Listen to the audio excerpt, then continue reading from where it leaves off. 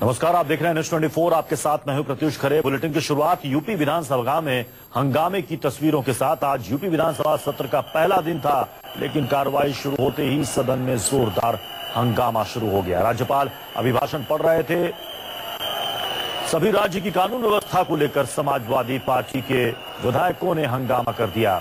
विधायकों ने राज्यपाल की तरफ कागज फेंके, सीटियां बजाकर विरोध किया। यहां तक कि विधायक मेज पर भी चढ़ गए। भारी विरोध के बावजूद राज्यपाल अपना अभिभाषण पढ़ते रहे और उन्होंने अपना अभिभाषण पूरा किया। ये देखिए, 3 तस्वीरें आपके सामने हैं। विधानसभा सत्र की शुरुआत हुई है उत्तर प्रदेश में, और देखिए आज पहले ही दिन की क्या तस्वीर उभर कर सामने आई। विपक्षी सांसदों ने हंगामा शुरू कर दिया। सत्र की शुरुआत होते ही जैसे ही राज्यपाल ने अपना अभिभाषण पढ़ना शुरू किया, कागज के गोले बनाकर उनकी तरफ फेंके गए, सीटियां बजाई गई। समाजवादी पार्टी के नेता सीपी राय इस वक्त हमारे साथ जुड़ चुके हैं। सीपी राय जी, ये जो सदन के अंदर आप और आपके साथ बीएसपी और कांग्रेस के विधायकों ने किया, क्या इसे आप सही आचरण मानेंगे? मुझे अच्छा लगता कि जो हमारा सरकार थी और उस वक्त बीजेपी यही करती थी, उसकी भी फोटो साथ में दिखा देते आप कि जब सपा सरकार थी तो बीजेपी ने ये किया था और अच्छा नहीं था। बीजेपी सरकार में सपा ऐसा कर रही है, दोनों अच्छा नहीं है, तो ज्यादा बेहतर रहता। याद होगा आपको, पवन बंसल के मामले में पूरे महीने भर तक संसद चलने नहीं दिया था बीजेपी ने। हमारी मजबूरी है कि बीजेपी कुछ सुनने को नहीं है। सवाल हम उन पर भी उठा रहे हैं क्योंकि यूपी विधानसभा में ये तस्वीर हर सत्र के समय देखने को मिलती है शुरुआत में। दोस्त मैं सवाल को बहुत जल्दी समझ जाता हूँ, मेरी बात पूरी जाने दें। हाँ, हमारी ये मजबूरी है कि सरकार भारी बहुमत के साथ आई है। हमने कहा था कि हम उसको 6 महीने तक वक्त देंगे, लेकिन सहारनपुर जल रहा हो और वहां पर पत्थर लेकर के पुलिस को लोग दौड़ा रहे हो और वो कश्मीर ना हो, क्योंकि दृश्य कश्मीर वाला हो, तो हम चुप कैसे बैठ सकते हैं?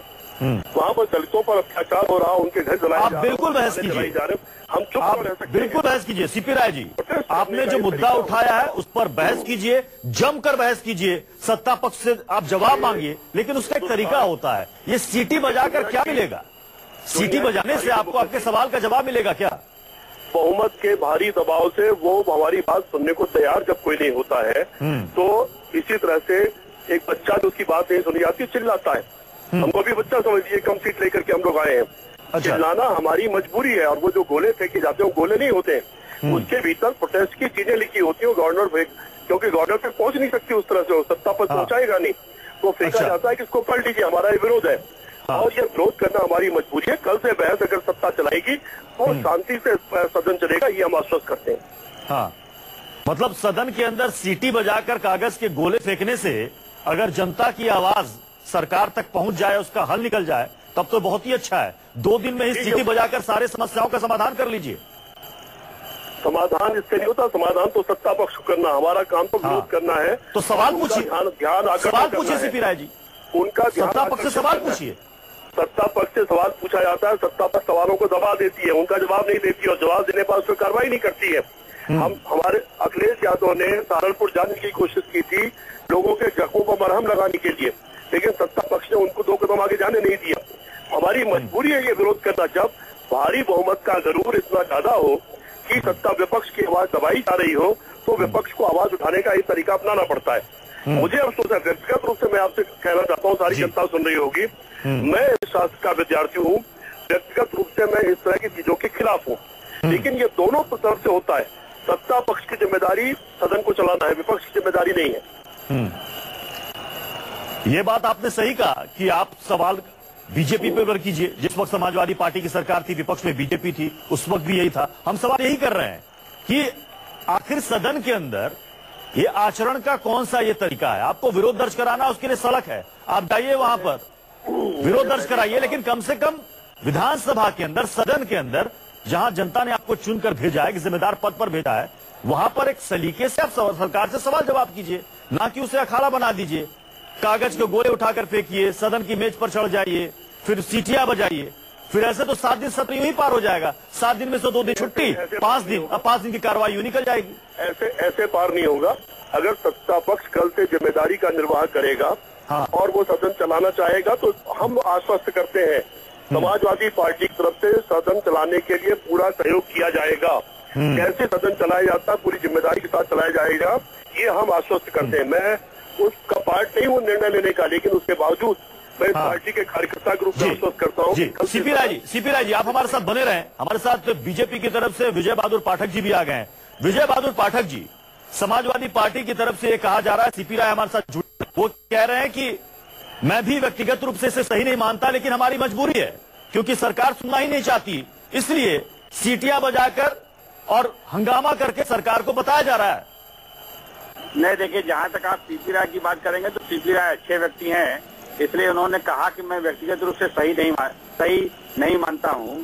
ये बात सही है कि इसीलिए बार बार मुलायम सिंह जी कह रहे हैं कि अखिलेश अपना वादा निभाएं, लेकिन अखिलेश जी अपना वादा नहीं निभा रहे हैं। तो ये उस पीढ़ी के नेता हैं, इसलिए इनकी बात सही है, इनका सम्मान है।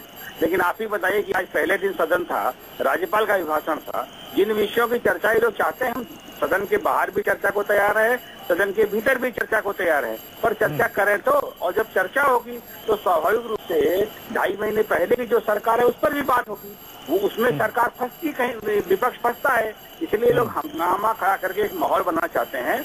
हमको बहुमत मिला है, हमको जो जनमत मिला है हम उसको स्वीकार करते हैं, हमारी जवाबदेही है और हम जवाबदेही करना भी चाहते हैं, हम देना भी चाहते हैं, लेकिन इस हंगामे का कोई मकसद निकलेगा।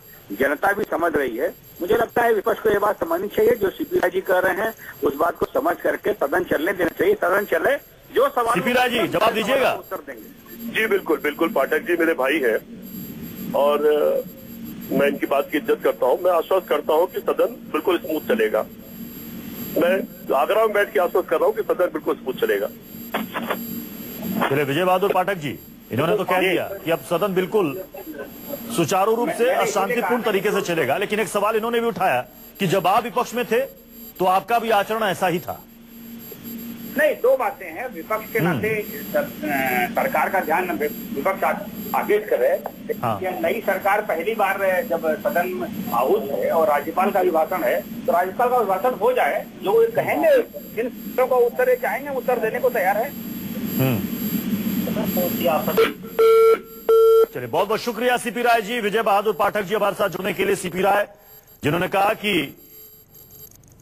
अब हमारी भी कोशिश होगी कि सदन जो है वो सुचारू रूप से चले, शांतिपूर्ण तरीके से चले, लेकिन सरकार हमें आज आश्वस्त कर दे कि वो विपक्ष के सवालों का जवाब देगी। विपक्ष जो मुद्दे उठा रहा है उन मुद्दों को टालेगी नहीं, उस पर वो बहस कराएगी, उन सवालों का जवाब देगी, तो विपक्ष शांत रहेगा और सदन की कार्रवाई सुचारू रूप से शांतिपूर्ण ढंग से चलेगी।